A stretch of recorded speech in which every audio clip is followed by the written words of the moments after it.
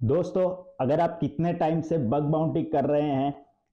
अलग अलग वेबसाइट्स पे ट्राई कर चुके हैं बग बाउंटी का, और बग फाइंड करने का भी बहुत सारा ट्राई कर चुके हैं, लेकिन अभी तक आपको सफलता नहीं मिली है किसी भी बग फाइंड करने में। आपने अभी तक कोई भी पहला अपना बग फाइंड नहीं किया है,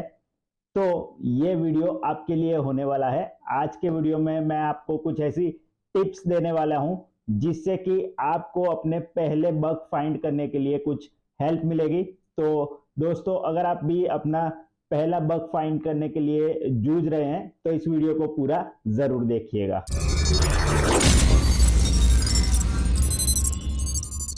नमस्कार दोस्तों, मैं हूं देवांग और साइबर वर्ल्ड के एक और नए एपिसोड में आपका स्वागत है। दोस्तों, जैसे कि मैंने आपको पहले ही बताया, आपको आज कुछ टिप्स देने वाला हूं जिससे कि आपको अपना पहला बग फाइंड करने में कुछ हेल्प मिलेगी। तो चलिए शुरू करते हैं। लेकिन दोस्तों, वीडियो में आगे बढ़ने से पहले अगर आपको हमारे वीडियोस पसंद आ रहे हैं तो इन्हें लाइक जरूर किया कीजिए, ताकि आपके एक लाइक से हमारा मोटिवेशन बढ़े और हम ऐसे ही वीडियोस जो है वो आपके लिए लाते रहें। और दोस्तों, अगर आप अभी तक नए हैं हमारे चैनल पे और अभी तक आपने हमारे चैनल को सब्सक्राइब नहीं किया, तो नीचे दिए गए सब्सक्राइब बटन पे क्लिक करके बाजू में दिए गए बेल आइकन को दबा के ऑल पे क्लिक करना बिल्कुल मत भूलिएगा, ताकि ऐसी ही साइबर क्राइम, एथिकल हैकिंग की वीडियोस आपको मिलती रहे और आप सब कुछ सीखते रहें।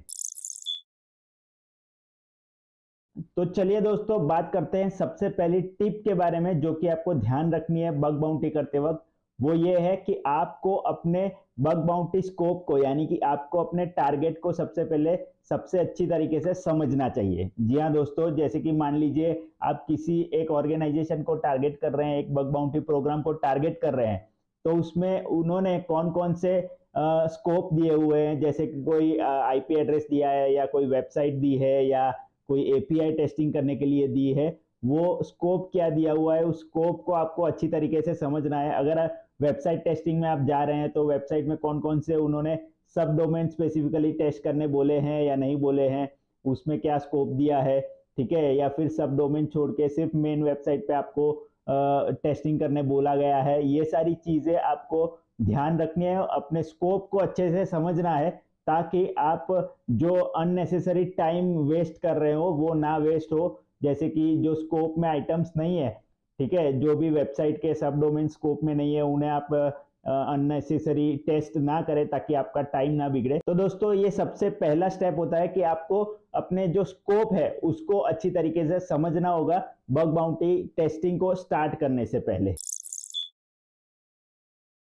तो चलिए दोस्तों, आगे बढ़ते हैं, जानते हैं दूसरी टिप जो कि है कि आपको हमेशा लो हैंगिंग फ्रूट्स को टारगेट करना चाहिए। यानी कि आपका जो स्कोप है उसके अंदर कौन कौन से एरिया ऐसे हो सकते हैं, या फिर मान लीजिए कोई वेबसाइट है उसके कौन से सब डोमेन ऐसे हो सकते हैं जहां पे आपको कोई भी बग इजीली मिल सकता है, वो ट्राई करना चाहिए किसी भी अपने टारगेट के ऊपर। या फिर मान लीजिए आप अपने टारगेट के ऊपर जो भी टेस्टिंग कर रहे हैं उनमें से सबसे इजी वल्नरेबिलिटीज कौन कौन सी हो सकती है उससे सबसे पहले ट्राई करना चाहिए, ताकि जो इजीली अवेलेबल वल्नरेबिलिटीज होती हैं किसी भी वेबसाइट या किसी भी टारगेट के ऊपर, अगर उनको ट्राई करेंगे तो आपको आसानी से बग पहला मिलने का जो चांसेस होता है वो ज्यादा बढ़ जाता है और आपका उसी की वजह से मोटिवेशन बढ़ता है। जैसे कि दोस्तों, आपको एक्सएसएस वल्नरेबिलिटी है वो किसी भी वेबसाइट पे आसानी से मिल सकती है। उसके बाद x frame option header injection जो है वो आसानी से मिल सकता है। ठीक है, ऐसी जो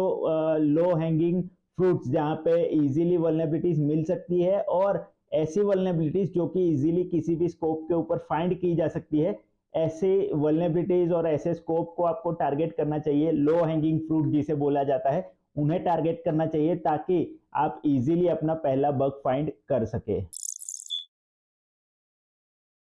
दोस्तों, अगर तीसरी टिप की बात करें तो वो ये है कि आपको हमेशा बग बाउंटी करते वक्त जो ऑनलाइन अवेलेबल रिसोर्सेस हैं उनका यूज करके, उनका एडवांटेज लेके अपने बग बाउंटी जर्नी के अंदर बग फाइंड करने के लिए उसे यूज में लेना चाहिए। जैसे कि मान लीजिए हैकर वन का जो हैक्टिविटी है, ठीक है, बग क्राउड यूनिवर्सिटी है, ओएप्स है, इन सारी वेबसाइट्स, इन सारे रिसोर्सेज का यूज करना चाहिए। उसमें जो नॉलेज आपको मिल रही है उसे गेन करके उसको एडवांटेज बना के, यानी कि उसके नॉलेज को एडवांटेज बना के अपने टारगेट के ऊपर जो जो उस चीज से सीख रहे हैं उन्हें ट्राई करना चाहिए, ताकि आपको आसानी से एक अच्छा बग मिल सके।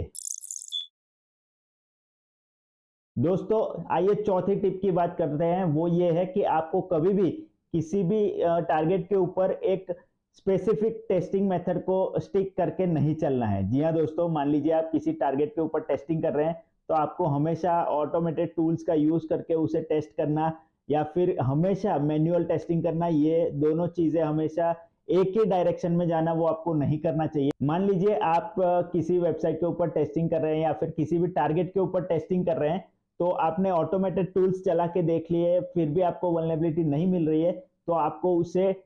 मैन्युअली ट्राई करना चाहिए, जैसे कि फजिंग करके, पैरामीटर मैनिपुलेशन करके, ये सारी चीजें करके मैन्युअली उससे ट्राई करना चाहिए किसी भी जगह पे वल्नरेबिलिटीज फाइंड करने का उसी टारगेट के ऊपर। तो हो सकता है कि जो ऑटोमेटेड टूल से ना हुआ हो, वो शायद अगर आप मैन्युअली ट्राई करें तो वहां पे वो बग मिल सकता है, क्योंकि कई बार ऐसे टूल्स के में हो जाता है कि जो टूल्स है वो इतनी अच्छी तरीके से वल्नरेबिलिटीज फाइंड नहीं कर पाते हैं, या फिर कई बार हो सकता है कि आपने पहले ऑटोमेटेड टेस्टिंग कर ली हो बट आपको कहीं पे वल्नरेबिलिटी ना मिली हो, तो उस समय आप किसी टूल का यूज करके उसके ऊपर टूल्स की मदद से वल्नरेबिलिटीज फाइंड करने का ट्राई कर सकते हैं, ताकि आपको जो है वल्नरेबिलिटीज मिलने के चांसेस ज्यादा हो जाए। तो यहाँ पे दोस्तों मेरा कहने का मतलब एक ही है कि आपको कभी भी सिर्फ एक मेथड पे स्टिक होके वल्नरेबिलिटी फाइंड नहीं करनी चाहिए। चलिए दोस्तों अब बात करते हैं अगली टिप के बारे में। तो दोस्तों अगली टिप ये है कि आपको हमेशा अदर बग बाउंटी हंटर्स से नेटवर्क बना के रखना चाहिए और उनसे नई नई स्किल्स या जो उनकी टेक्निक्स है वो सीखनी चाहिए, ताकि आपको एक अच्छा सा नॉलेज मिले, आप अच्छी अच्छी टेक्निक्स सीख सके। और जो बग बाउंटी हंटर्स अलग तरीके से काम करते हैं या फिर जिन्होंने पहले बग्स फाइंड किए हुए हैं, अगर आप उनसे इंटरेक्ट करेंगे तो बहुत सारी चीजें और जान पाएंगे कि उनका अप्रोच क्या है, वो कैसे किसी टारगेट को देखते हैं, वो कैसे किसी टारगेट के ऊपर अटैक करते हैं, कैसे वल्नरेबिलिटीज फाइंड करते हैं, कैसा माइंडसेट रखते हैं बग बाउंटी करने के लिए। वो सारी चीजें भी आपको जानने मिलेगी और उन बग हंटर्स के अगर नेटवर्क से आप जुड़ेंगे तो आपको एक मेंटली भी एक अच्छा फील मिलेगा कि नहीं, मैं एक कम्युनिटी से जुड़ा हूं तो मुझे उससे कुछ जानने मिल रहा है, कुछ नई टेक्निक्स,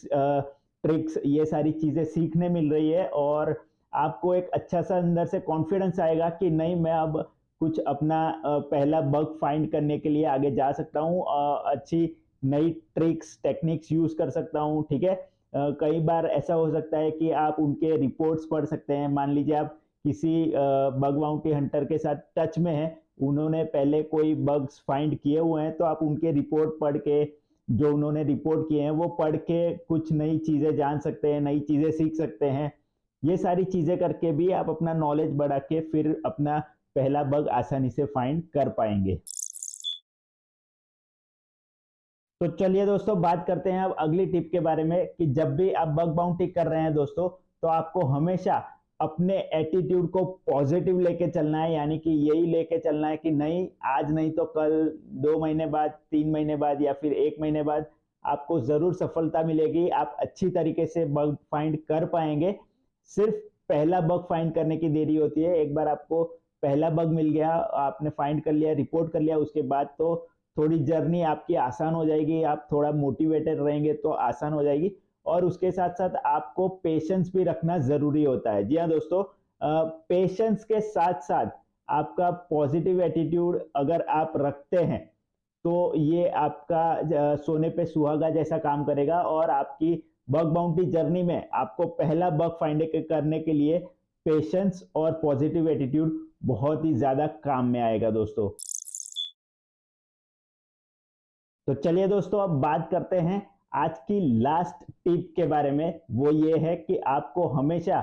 किसी भी टारगेट के लिए अपनी एक चेकलिस्ट बना के जरूर रखनी चाहिए। जी हाँ दोस्तों, आपको अपनी एक चेकलिस्ट बना के रखनी चाहिए, जिसमें कि आपको पता होना चाहिए कि ये चीजें मुझे किसी भी टारगेट के ऊपर, अगर मैं, मान लीजिए आप एक कॉमन चेकलिस्ट बना सकते हैं कि मान लीजिए मैं किसी भी टारगेट को टारगेट करता हूं बग फाइंड करने के लिए, तो ये चीजें मेरी चेकलिस्ट में होनी चाहिए, ताकि वन बाय वन मैं इन चीजों को करता जाऊं और एक एक स्टेप आगे बढ़ता जाऊं अपने बग फाइंड करने की जर्नी के अंदर। मान लीजिए आपने किसी वेबसाइट को टारगेट किया, तो आपको चेकलिस्ट ऐसे तरीके से आप बना सकते हैं कि सबसे पहले आप मान लीजिए उस डोमेन के बारे में सारी इंफॉर्मेशन इकट्ठा कीजिए, ठीक है, कि वो कब रजिस्टर्ड हुआ था, क्या है, एएसएन नंबर है, ये सारी चीजें इकट्ठा कीजिए। उसके बाद उसके सब डोमेन्स फाइंड कीजिए अलग अलग तरीके से। सब डोमेन्स फाइंड करने के बाद दूसरी कुछ चीजें आगे जो इंफॉर्मेशन गैदरिंग करनी है, passive information gathering, active information gathering, ये सारी चीजें करनी है, वो करिए। उसके बाद एनमैप स्कैन कीजिए। ये सारे जो चेकलिस्ट हैं, ये टूल रन करना है मुझे, ये करना है, वो करना है, ये सारी एक चेकलिस्ट बना के एक्सेल शीट में आपके पास रखिए, ताकि जब भी आप किसी भी टारगेट के ऊपर बग बाउंटी करने के लिए जाए तो आपको पता रहे कि अब मुझे ये टास्क परफॉर्म करना है, ये चीज करनी है, वो चीज करनी है। अगर ये चेकलिस्ट आपके पास रहेगी तो एक फ्लो में आप आसानी से जा पाएंगे। और जब आप फ्लो में चलेंगे तो आपके चांसेस बढ़ जाते हैं कि आप किसी टारगेट के ऊपर जो है वो अच्छी तरीके से कम अटेम्प्ट में जो है आप बग फाइंड कर सके। तो दोस्तों ये थी कुछ टिप्स जिन्हें फॉलो करके आप बग बाउंटी प्रोग्राम के अंदर किसी भी टारगेट के ऊपर आसानी से अपना पहला बग फाइंड कर सकते हैं। तो दोस्तों इसी के साथ आज के वीडियो के लिए इतना ही रखते हैं। आई होप कि आपको हमारा ये वीडियो पसंद आया होगा और कुछ नया जानने, कुछ नया सीखने मिला होगा। तो दोस्तों अगर आपको हमारा वीडियो पसंद आया है तो इसे लाइक और शेयर जरूर कर दीजिएगा, ताकि ज्यादा से ज्यादा लोगों तक हमारा ये वीडियो पहुंचे और वो लोग भी इसे देखकर जो है बग बाउंटी के बारे में कुछ नया जान सके, कुछ नया सीख सके। और दोस्तों अगर आपको हमारे इस वीडियो से रिलेटेड या फिर हमारी चैनल से रिलेटेड कोई भी सवाल, कमेंट या फिर कोई भी सजेशन है आपके, तो आप हमें नीचे कमेंट सेक्शन में कमेंट करके जरूर बता सकते हैं। इसी के साथ दोस्तों मिलता हूं मैं आपसे अगले वीडियो में ऐसे ही एक और नए टॉपिक के साथ। तब तक के लिए goodbye, take care and as always be aware, connect with care.